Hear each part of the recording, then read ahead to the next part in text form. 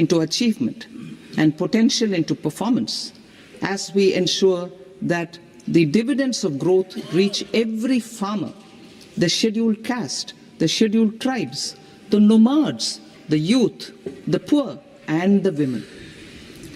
In Vikasit Bharat Young Leaders Dialogue 2026, several innovative ideas were shared with our Prime Minister, which have inspired many of the proposals, making this a unique Yuva Shakti-driven budget. Our government's sankalp is to focus on our poor, underprivileged, and the disadvantaged. To deliver on this sankalp, and given that this is the first budget prepared in Kartavya Bhavan, we are inspired by three Kartavya. Our first Kartavya is to accelerate and sustain economic growth by enhancing productivity and competitiveness and building resilience to volatile global dynamics. Our second Kartavya is to fulfill aspirations of our people and build their capacity, making them strong partners in India's path to prosperity. Our third Kartavya, aligned with our vision of Sabka Saath, Sabka Vikas, is to ensure that every family, community, region, and sector has access to resources, amenities, and opportunities for meaningful participation. This threefold approach requires a supportive ecosystem. The first requirement is to sustain the momentum of structural reforms, continuous, adaptive, and forward-looking. Second, a robust and resilient financial sector is central to mobilizing savings, allocating capital efficiently, and managing risks. Third, cutting-edge technologies, including AI applications, can serve us as force multipliers for better governance. Reform Express. Our government has undertaken comprehensive reforms towards creating employment, boosting productivity, and accelerating growth. After the Prime Minister's announcement on Independence Day in 2025, over 350 reforms have been rolled out. This includes GST simplification, notification of labor codes, and rationalization of mandatory quality control orders. High-level committees have been formed, and in parallel, the central government is working with the state governments on deregulation and reducing compliance requirements. The Reform Express is well on its way and will maintain its momentum to help us fulfill our Kartavya. I now move to specific proposals. Under our first Kartavya, to accelerate and sustain economic growth, I propose interventions in 6 areas. 1. Scaling up manufacturing in 7 strategic and frontier sectors. 2. Rejuvenating legacy industrial sectors. 3. Creating champion MSMEs. 4. Delivering a powerful push for infrastructure. 5. Ensuring long-term security and stability. And 6. Developing city economic regions. Scaling up of manufacturing in 7 strategic and frontier sectors. Biopharma Shakti, meaning biopharma strategy for health advancement through knowledge, technology, and innovation. India's disease burden is observed to be shifting towards non-communicable diseases like diabetes, cancer, and autoimmune disorders. Biologic medicines are key to longevity and quality of life at affordable costs. To develop India as a global biopharma manufacturing hub,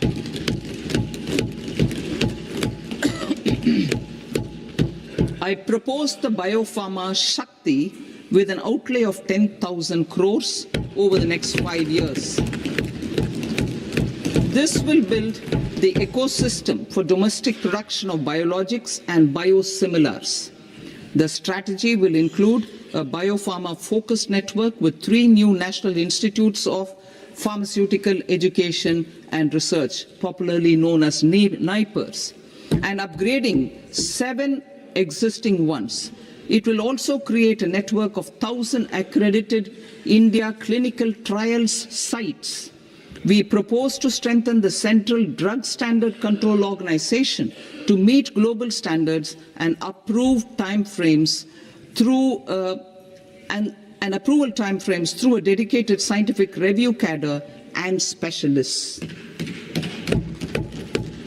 India's Semiconductor Mission 1.0 expanded India's semiconductor sector capabilities. Building on this, we will launch ISM 2.0 to produce equipment and materials, design full-stack Indian IP, and fortify supply chains. We will also focus on industry-led research and training centers to develop technology and skilled workforce. The Electronics Components Manufacturing Scheme, launched in April 2025 with an outlay of 22,919 crores, already has investment commitments at double the targets. We propose to increase the outlay to 40,000 crores to capitalize on this momentum.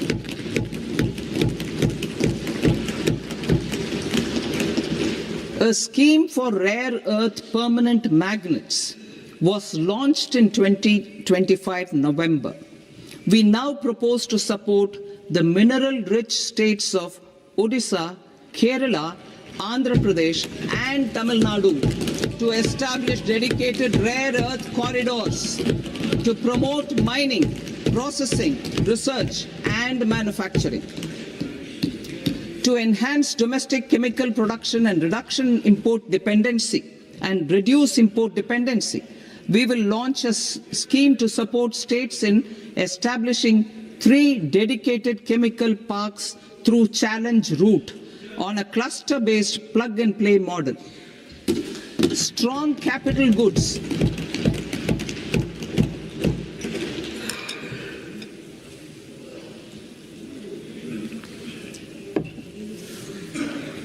Strong capital goods capability is a determinant of productivity and quality across different sectors. Towards building this capacity, I propose the following.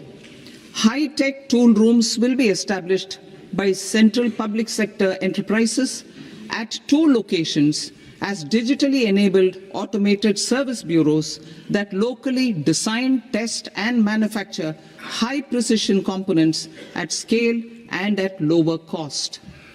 2. A scheme for enhancement of construction and infrastructure equipments will be introduced to strengthen domestic manufacturing of high value and technologically advanced CIE. This can range from lifts in a multi-storied apartment or firefighting equipment in multiplexes, large or small, and to tunnel boring equipments for building metros and high-altitude roads. I also propose a scheme for container manufacturing or firefighting equipment globally competitive in container manufacturing, large or small, and to tunnel boring with a budgetary allocation of 10,000 crores and high-altitude periods. For the labor-intensive textile I also propose a scheme for an integrated program to create a globally competitive container manufacturing ecosystem. The National Fiber Scheme for a budgetary allocation of 10,000 crores over a 5-year period. Wool and jute. For the labor-intensive textile and new age fibers, I propose an integrated textile expansion and employment scheme to modernize traditional clusters, the National Fiber Scheme for self-reliance in natural technology upgradation such as silk and common testing and certification man-made fibers and 3. new age fibers. The National Handloom and Handicraft textile Program expansion to and integrate and employment strengthen scheme to to modernize existing traditional schemes clusters and with capital ensure support for targeted machinery, support, technology for weavers upgradation, and and common artisans. testing and certification Eco centers. initiative To promote 3. globally The National competitive and Handloom and sustainable Handicraft textiles Program and to integrate apparels. and strengthen Samarth existing 2.0 schemes to modernize and ensure upgrade targeted and support upgrade the textile for skilling weavers ecosystem and through artisans. collaboration with industry Tex and Eco academic initiative institutions to promote globally competitive and sustainable textiles and apparels. Further, Samarth I propose to 2.0 set to up a mega modernize textile the upgrade I and propose to upgrade set up the mega textile textile skilling parks ecosystem in through challenge collaboration mode. with industry They can also and focus academic on bringing value institutions. addition to technical textiles. I propose to launch Further, the Mahatma Gandhi I propose Gram to set up a Swaraj mega initiative. I propose to set up mega textile parks handloom and in challenge handicrafts. mode. They can also This will focus help on bringing value in addition global to market technical linkage textiles. and branding. It will streamline I and propose to support launch the training, Mahatma skilling, Gandhi quality Gram of process Swaraj and initiative. production. This To will benefit strengthen of weavers, khadi, village handloom industries, and handicrafts. one district, one product. This will help ODOP initiative in global and market also linkage our and rural branding. youth. It will streamline and support. This will benefit our weavers, village industries, one district, one product ODOP initiative, and also our rural youth. India has the potential to emerge as a global hub for high quality, affordable sports goods. I propose a dedicated initiative for sports goods that will promote manufacturing, research, and innovation in equipment design as well as material sciences. Rejuvenation of legacy industrial clusters. I propose to introduce a scheme to revive 200 legacy industrial clusters to improve their cost competitiveness and efficiency through infrastructure and technology upgradation. Creating champion SMEs and supporting micro enterprises. Recognizing MSMEs as a vital engine of growth, I propose a three-pronged approach to help them grow as champions. Equity support. I propose to introduce a dedicated 10,000 crores SME growth fund to create future champions, incentivizing enterprises based on select criteria. I also propose to top up the Self-Reliant India Fund set up in 2021 with 2,000 crores to continue support to micro enterprises and maintain their access to risk capital.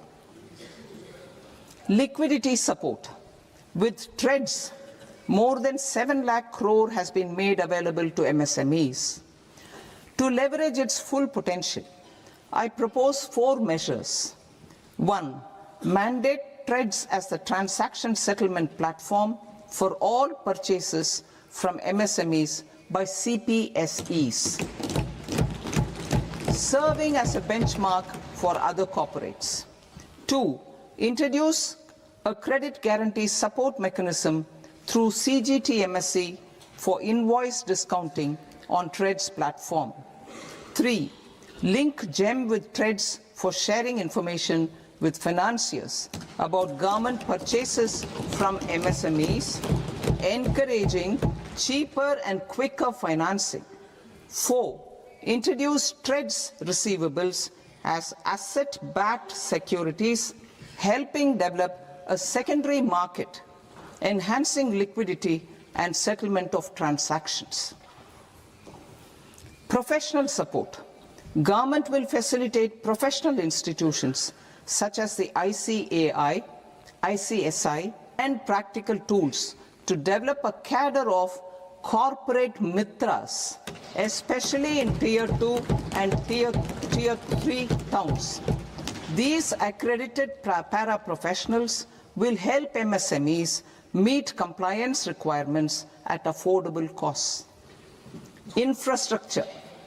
During this past decade, our government has undertaken several initiatives for large-scale enhancement of public infrastructure, including through new financing instruments such as Infrastructure Investment Trust (InvITs) and Real Estate Investment Trust (REITs), and institutions like NIIF and NABFID. We shall continue to focus on developing infrastructure in cities with over 5 lakh population, that is Tier 2, Tier 3 cities, which have expanded to become growth centers. Public capital expenditure has increased manifold from 2 lakh crore in 2014-15 to an allocation of 11.2 lakh crore in BE 25-26. In this coming year, that is financial year 2026-27, I propose to increase it to 12.2 lakh crores to continue the momentum. To strengthen the confidence of private developers regarding risks during infrastructure development and construction phase, I propose to set up an infrastructure risk guarantee fund to provide prudentially calibrated partial credit guarantee to lenders. Over the years, REITs have emerged as a successful instrument for asset monetization. I propose to accelerate recycling of significant real estate assets of the CPSEs through the setting up of dedicated REITs. To promote environmentally sustainable movement of cargo, I propose to 1. Establish new dedicated freight corridors connecting Dankuni in the east to Surat in the west. Operationalize 20 new national waterways over the next 5 years, starting with National Waterways 5 in Orissa to connect mineral-rich areas of Talcher and Angul and industrial centers like Kalinga Nagar to the ports of Paradeep and Dhamra. Training institutes will be set up as regional centers of excellence for development of required manpower for these waterways. This will benefit youth in the entire stretch of the waterways to train and acquire skills. Further, a ship repair ecosystem catering to inland waterways will also be set up at Varanasi and Patna. And C, launch a coastal cargo promotion scheme for incentivizing a modal shift from rail to road to increase the share of inland waterways and coastal shipping from 6% to 12% by 2047. To enhance last mile and remote connectivity and promote tourism, I propose to give incentives to indigenize manufacturing of seaplanes. A seaplane VGF scheme will be also introduced to provide support for operations.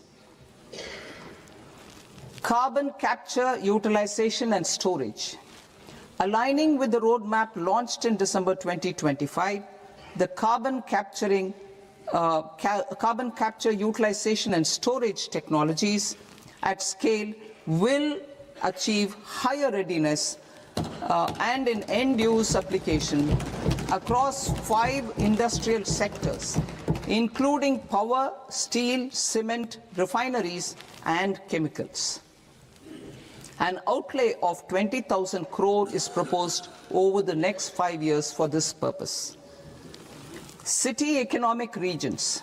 Cities are India's engines of growth, innovation, and opportunities. We shall now focus on Tier 2, Tier 3 cities, and even temple towns, which need modern infrastructure and basic amenities. This budget aims to further amplify the potential of cities to deliver the economic power of agglomerations by mapping city economic regions based on their specific growth drivers. An allocation of 5,000 crore per CER over 5 years is proposed for implementing their plans through a challenge mode with a reform-cum-result-based financing mechanism.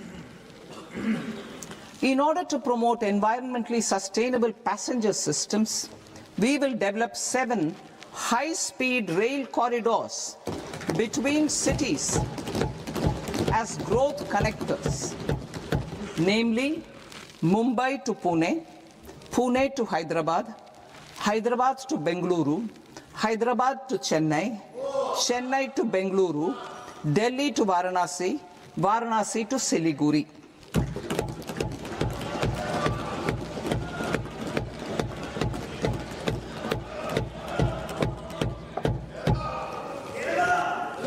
Financial sector.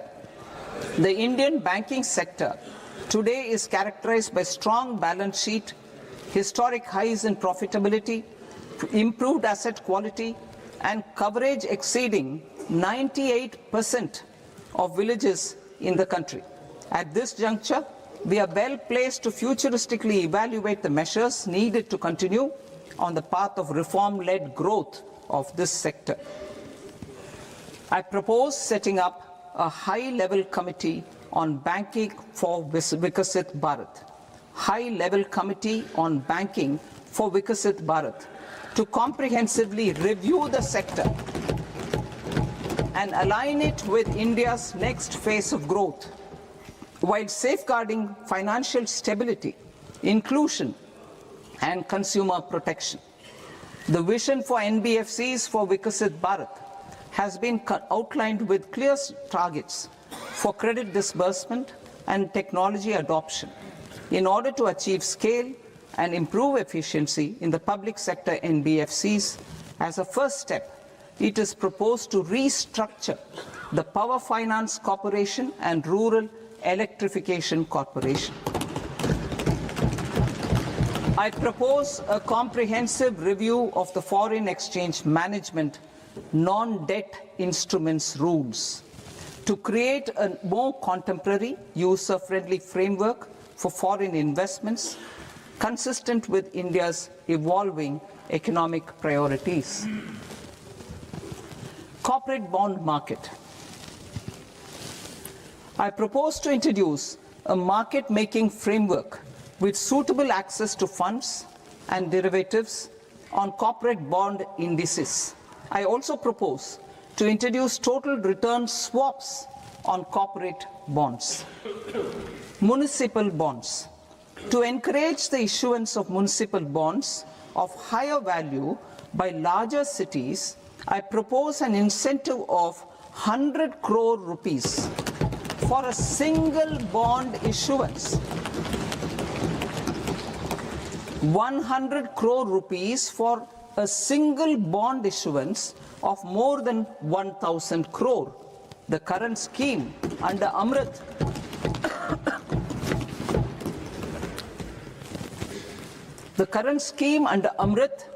which incentivizes issuances up to 200 crores only, will also continue to support smaller and medium towns. That will also continue to support the smaller and medium towns. Ease of doing business. Individual persons resident outside India, PROI, will be permitted to invest in equity instruments of listed Indian companies through the Portfolio Investment Scheme. It is also proposed to increase the investment limit for an individual PROI under the scheme from 5% to 10%, with an overall investment limit for all individual PROIs to 24% from the current 10%. Emerging technologies including AI. 21st century is technology driven. Adoption of technology is for the benefit of all people.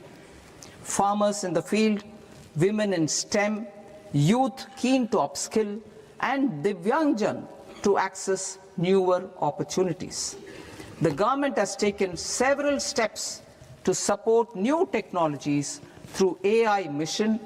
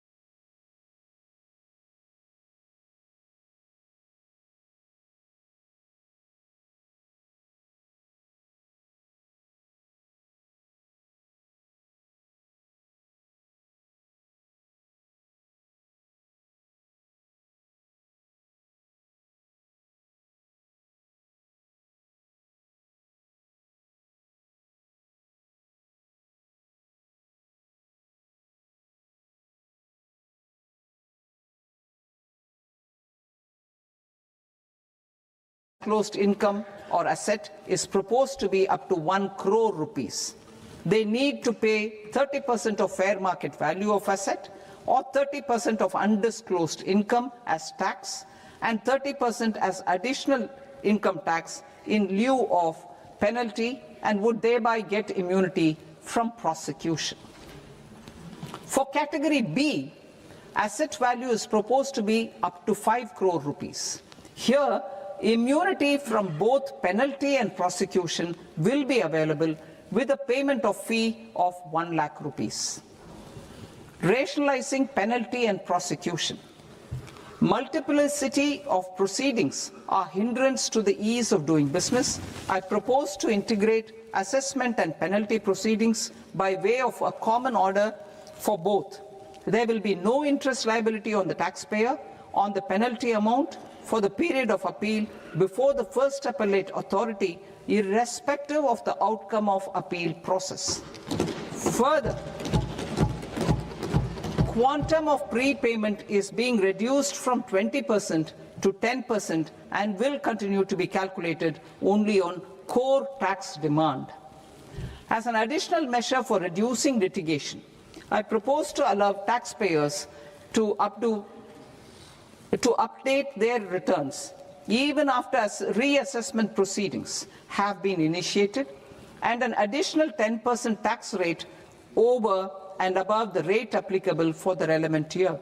The assessing officer will then use only this updated return in his proceedings. There is already a framework for immunity from penalty and prosecution in the cases of underreporting. I propose to apply this framework for immunity to misreporting too. However, in such a case, the taxpayer will need to pay 100% of the tax amount as an additional income tax over and above the tax and interest due. Penalties for certain technical defaults, such as failure to get accounts audited, non-furnishing of transfer pricing audit report, and default in furnishing statement for financial transactions are proposed to be converted into fee.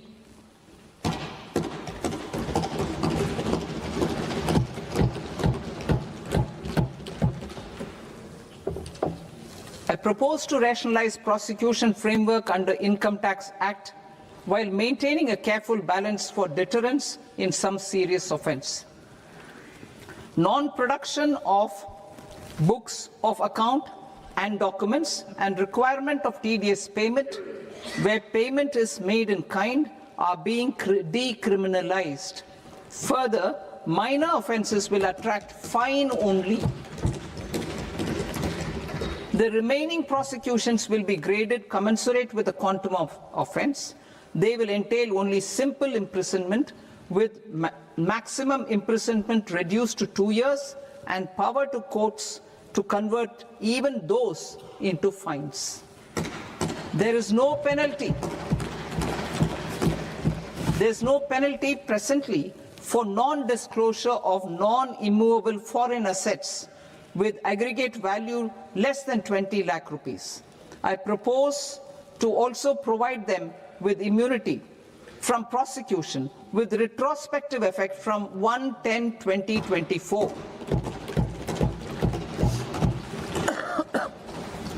Cooperatives.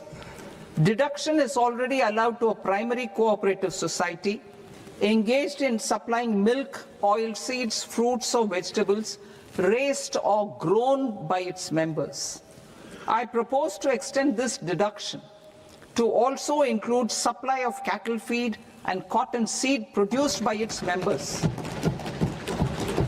I propose to allow inter-cooperative society dividend income as deduction under the new tax regime to the extent it is further distributed to its members. I further propose to allow exemption for a period of 3 years to dividend income received by a notified national cooperative federation on their investments made in companies up to 31/1/2026. This exemption would be allowed only for dividends further distributed to its member cooperatives. Supporting IT sector as India's growth engine. India is a global leader in software development services, IT-enabled services, knowledge process outsourcing services, and contract R&D services relating to software development. These businesses and their segments are quite interconnected with each other. All these services are proposed to be clubbed under a single category of information technology services with a common safe harbor margin of 15.5% applicable to all. The threshold for availing safe harbor for IT services is being enhanced substantially from 300 crore rupees to 2,000 crore rupees. Safe harbor for IT services shall be approved by an automated rule-driven process without any need for tax officer to examine and accept the application. Once applied by an IT services company, the same safe harbor can be continued for a period of 5 years at a stretch at its choice. For IT services companies who want to conclude advanced pricing agreement, APA, I propose to fast-track unilateral APA process for IT services and endeavor to conclude it within a period of 2 years. The period of 2 years can be extended by a further period of 6 months on taxpayers' request. I propose to extend the facility of modified returns available to the entity entering APA to its associated entities also. Attracting global business and investment. Recognizing the need to enable critical infrastructure and boost investment in data centers, I propose to provide tax holiday till 2047 to any foreign company that provides cloud services to customers globally by using data center services from India. It will, however, need to provide services to Indian customers through an Indian reseller entity. I also propose to provide a safe harbor of 15% on cost in case the company providing data center services from India is a related entity. To harness the efficiency of just-in-time logistics for electronic manufacturing, I propose to provide safe harbor to non-residents for component warehousing in a bonded warehouse at a profit margin of 2% of the invoice value. The resultant tax of about 0.7% will be much lower than in competing jurisdictions. To provide fillip to toll manufacturing in India, I propose to provide exemption from income tax for 5 years to any non-resident who provides capital goods, equipment, or tooling to any toll manufacturer in a bonded zone. To encourage vast pool of global talent to work in India for a longer period of time, I propose to provide exemption to global, non-India sourced income of a non-resident expert for a stay period of 5 years under notified schemes. I propose to provide exemption from minimum alternate tax, the MAT, to all non-residents who pay tax on presumptive basis. Tax administration.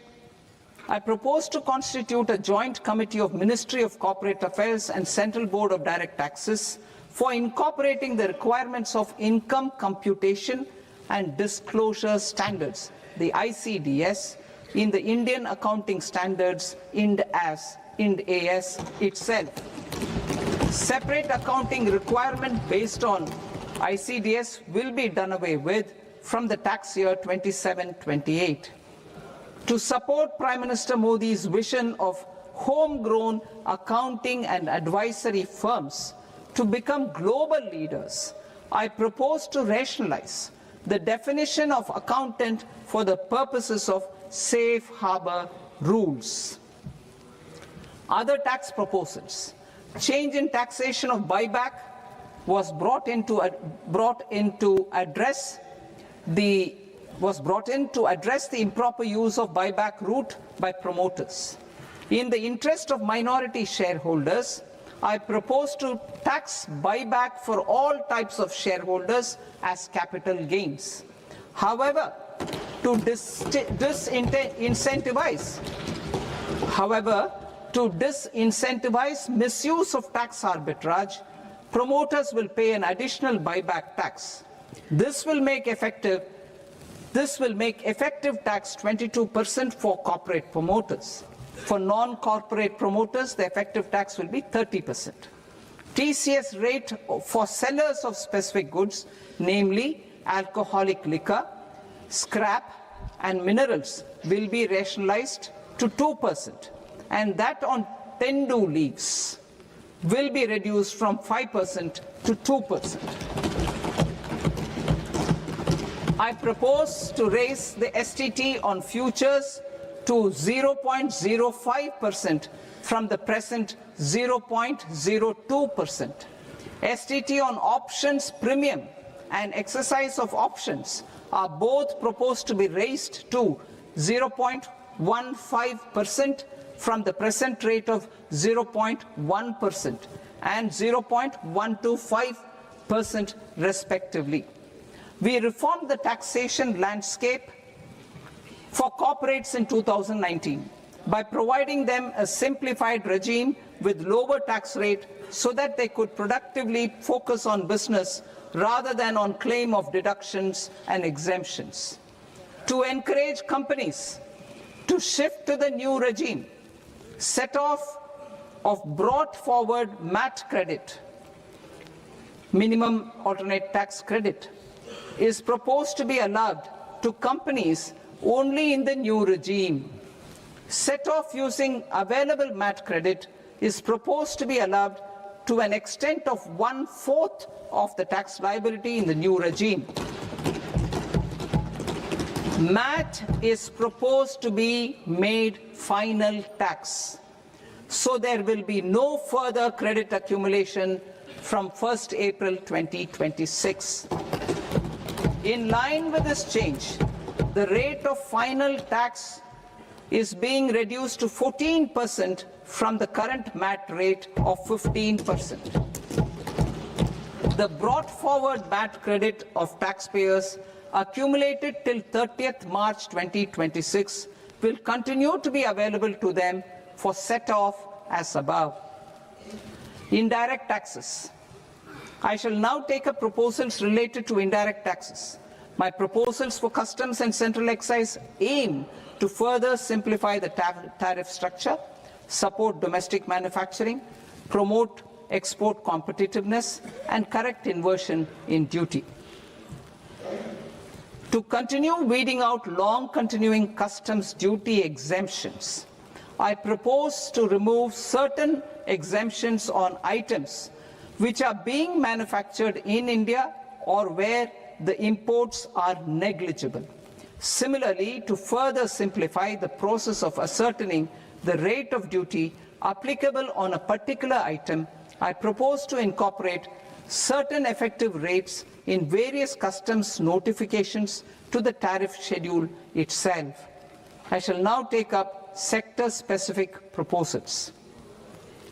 Promotion of exports of marine, leather, and textile products. I propose to increase the limit for duty-free imports of specified inputs used for processing seafoods for export from the current 1% to 3% of FOB value of the previous year's export turnover. I also propose to allow duty-free imports of specified inputs, which is currently available for exports of leather or synthetic footwear, to exports of shoe uppers as well. I propose to extend the time period for export of final product from the existing 6 months to 1 year for exporters of leather or textile garments, leather or synthetic footwear, and other leather products. Energy transition and security.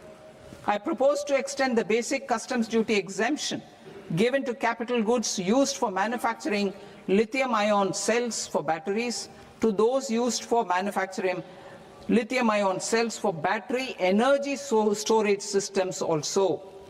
I propose to exempt basic customs duty on import of sodium antimonate for use in manufacture of solar glass. Nuclear power. I propose to extend the existing basic customs duty exemption on imports of goods required for nuclear power projects till the year 2035 and expand it for all nuclear plants irrespective of their capacity. Critical minerals. It is proposed to provide basic customs duty exemption to the import of capital goods required for the processing of critical minerals in India. Biogas blended CNG. I propose to exclude the entire value of biogas while calculating the central excise duty payable on biogas blended CNG. Civil and defense aviation.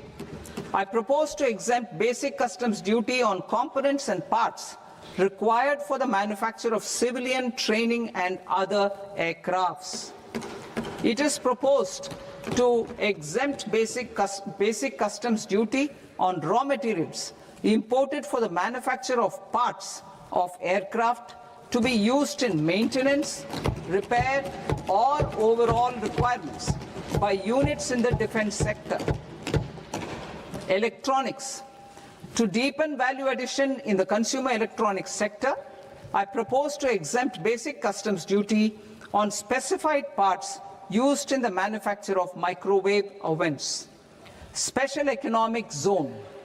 To address the concerns arising about utilization of capacity by manufacturing units in the special economic zones due to global trade disruptions, I propose as a special one-time measure to facilitate sales by eligible manufacturing units in SEZs to the domestic tariff area at concessional rates of duty.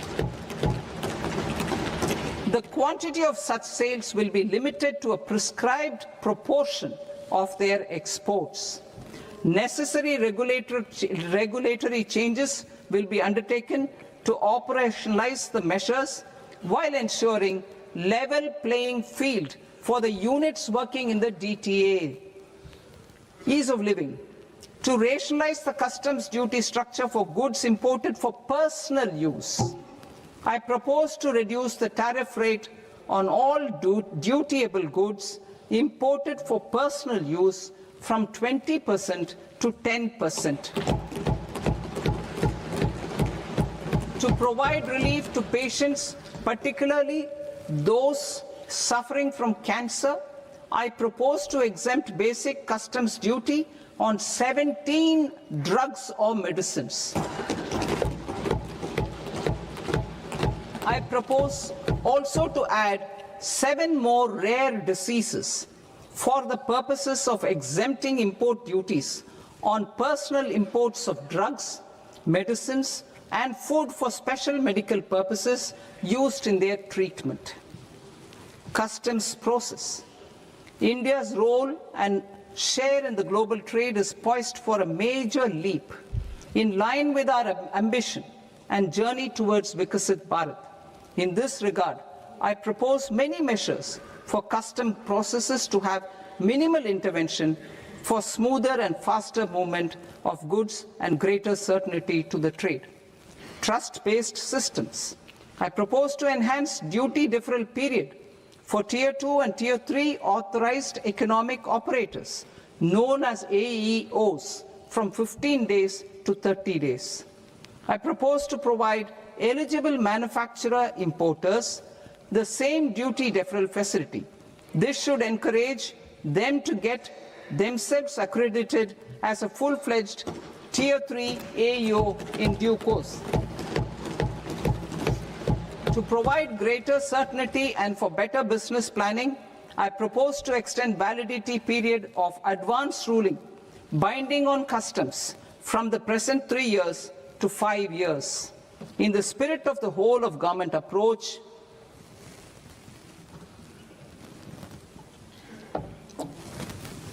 Government agencies will be encouraged to leverage AEO accreditation for preferential treatment in clearing their cargo.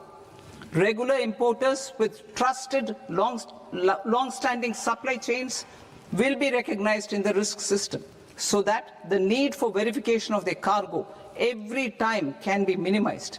Export cargo using electronic sealing.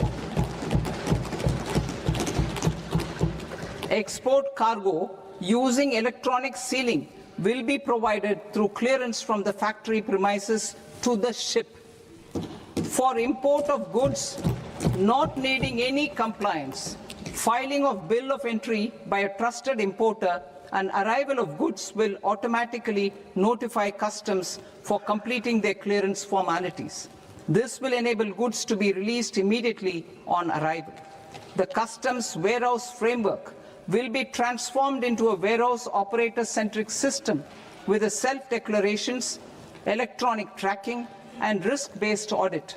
These reforms will move away from the current system of officer-dependent approvals and reduce transaction delays and compliance costs.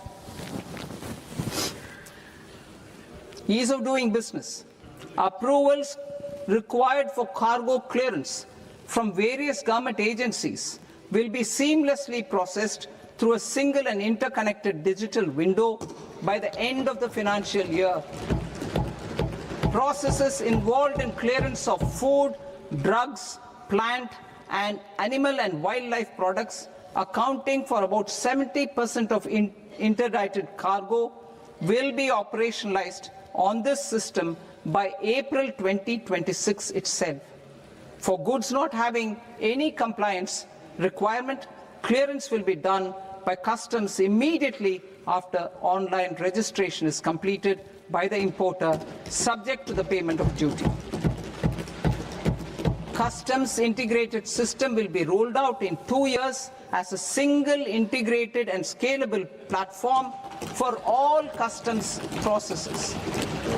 Utilization of non-intrusive scanning with advanced imaging and AI technology for risk assessment will be expanded in a phased manner with the objective to scan every container across all the major ports.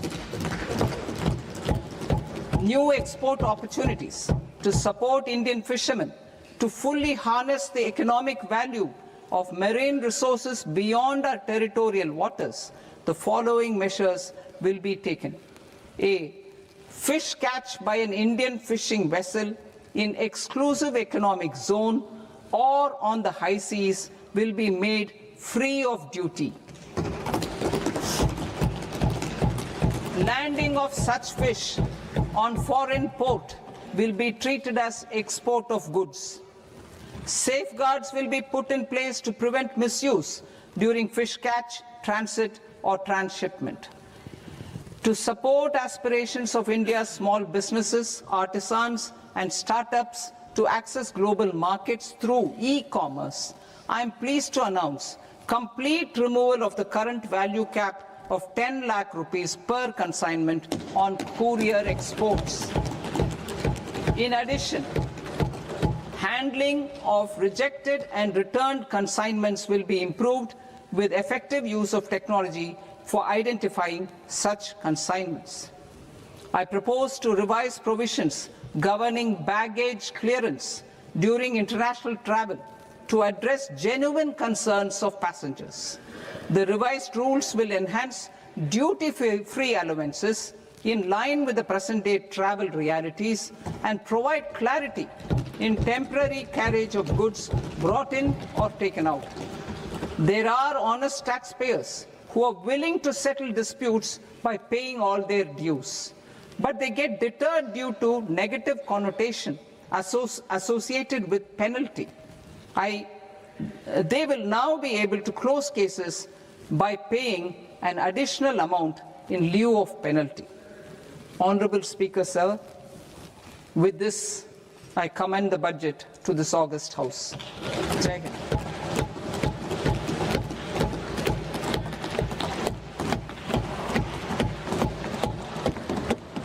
1.5 hours.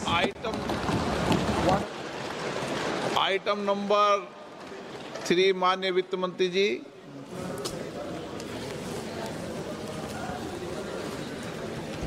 Item number 2, sir. 3 3. Sir, with your permission, I rise to lay on the table of the the following statements under Section 3, 1 of the Fiscal Responsibility and Budget Management Act of 2003, medium-term fiscal policy, fiscal policy strategy statement, and macroeconomic framework statement. Item number 4 माननीय वित्त मंत्री जी। Sir, with your permission, I move for leave to introduce the Finance Bill 2026. प्रश्न ये कि विधेयक को पुनर्स्थापित करने की अनुमति प्रदान की जाए। जो सदस्य इस पक्ष में हाँ गए, जो सदस्य विरोध में ना गए, मेरे विचार में निर्णय हाँ वालों के पक्ष में, हाँ वालों के पक्ष में अनुमति प्रदान की जाती है। माननीय मंत्री जी, अब विधेयक पुनर्स्थापित करें। Sir, I introduce the bill. माननीय सदस्यगण, आपको सूचित किया जाता है कि माननीय वित्त मंत्री जी के बजट भाषण की कॉपी पब्लिकेशन काउंटर पर ली जाती है। बजट भाषण और बजट से संबंधित दस्तावेज आपके मोबाइल फोन और मेंबर पोर्टल्स पर ही उपलब्ध है। सभा की कार्रवाई कल सोमवार दिनांक 2 फरवरी 2026 को प्राप्त 11 बजे तक के लिए स्थगित की जाती है।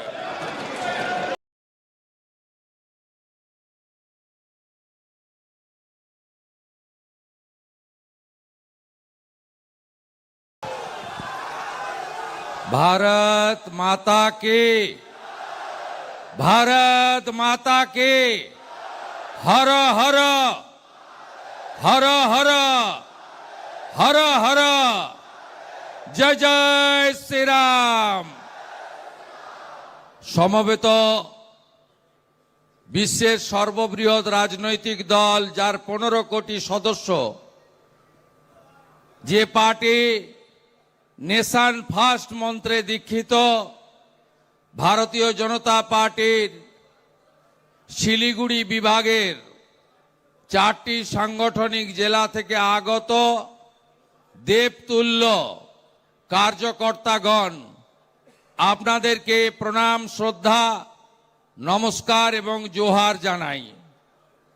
আমরা সবাই উপবিষ্ট হয়েছি আমাদের এই দেশের শক্তিশালী নেতা ভারতীয় জনতা পার্টির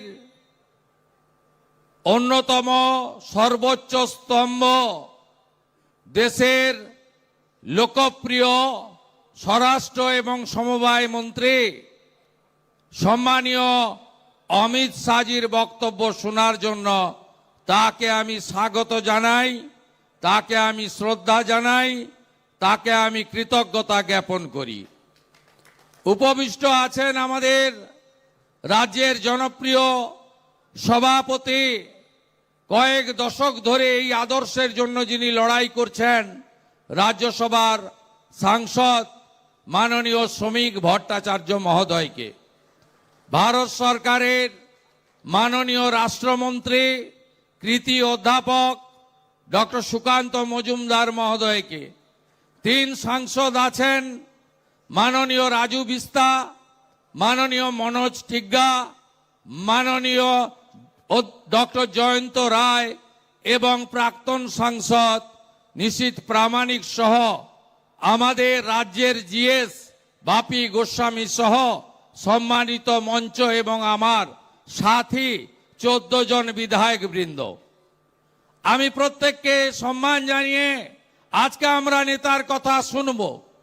ইতিমধ্যে প্রথমার্ধে ব্যারাকপুরে উত্তর 24 পরগনা বিভাগের কার্যকর্তা সম্মেলনে মাননীয় নেতা আগামী 26-এর যে নির্বাচন হতে চলেছে, আগামী কিছু দিনের মধ্যে, 100 দিনের মধ্যে সেই নির্বাচনে 4টি বিন্দু ঠিক করে দিয়েছেন, যার উপরে এবারের নির্বাচনে বাংলার গণদেবতা জনতা জনার্দনকে আসল পরিবর্তন করতে হবে। অনুপ্রবেশকারী অবৈধ হটাও বাংলা থেকে, ভারতবর্ষ বাঁচাও, পশ্চিমবঙ্গ বাঁচাও। দ্বিতীয় হচ্ছে ভ্রষ্টাচার দুর্নীতি মুক্ত। তৃতীয় হচ্ছে সিন্ডিকেট রাজ খতম খতম খতম করো। আর চতুর্থ হচ্ছে মা বোন দিদি কন্যার সুরক্ষা দাও। আমরা সবাই সৈনিক, আমাদের সবাইকে বুথে শক্তি কেন্দ্রে ওয়ার্ডে দলকে শক্তিশালী করতে হবে এবং আমাদের নেতার নাম নরেন্দ্র মোদী, আমাদের প্রতীক পদ্ম, জয় আমাদের লক্ষ্য আর পরিবর্তন আমাদের সংকল্প। এই সংকল্প নিয়ে আমাদের যেতে হবে। 24 লোকসভা নির্বাচনে জয় জগন্নাথ বলে আমরা উড়িষ্যা জিতেছি, কলিঙ্গ জয় হয়ে গেছে। কিছুদিন আগে 25 সালের শেষে আমরা জয় সীতা মাইয়া বলে আমরা বিহার জিতেছি, অর্থাৎ অঙ্গ আমরা জিতে গেছি। এবারে আমরা জয় মা কালী বলে, জয় মহাকাল বলে, জয় জয় শিবচণ্ডী বলে আমরা এবারে বঙ্গ জিতবো জিতবো জিতবো। অঙ্গ বঙ্গ কলিঙ্গ আমরা সবাই মোদিজির হাতে তুলে দেব। এই শপথ আমাদেরকে নিয়ে যেতে হবে। আপনাদের সকলকে বলবো, बिहार का जीत हमारी है। आप बिहार का जीत हमारी है। अब बंगाल का बारी है। बांग्ला দিতে হবে বিজেপিকে, বাংলা পশ্চিমবঙ্গ বাঁচাতে হবে। সবাই বলুন পাল্টানো দরকার, আরো জোরে পাল্টানো দরকার, আরো জোরে পাল্টানো দরকার, আরো জোরে পাল্টানো দরকার, আরো জোরে পাল্টানো দরকার। সবাই ভালো থাকবেন। সবাইকে শ্রদ্ধা জানিয়ে চিলা রায়, ঠাকুর পঞ্চানন বর্মা, কবি ভানু ভক্ত, মেজর দুর্গা মল্ল এবং ভগবান বিরসা মুন্ডাকে প্রণাম জানিয়ে আমার কথা শেষ করলাম। জয় গোর্খা, জয় গোর্খা, জয় জয় শিবচণ্ডী, জয় জোহার। ধন্যবাদ সম্মানীয় শুভেন্দুদাকে। আমি আজকের এই কার্যকর্তা সম্মেলনে এখন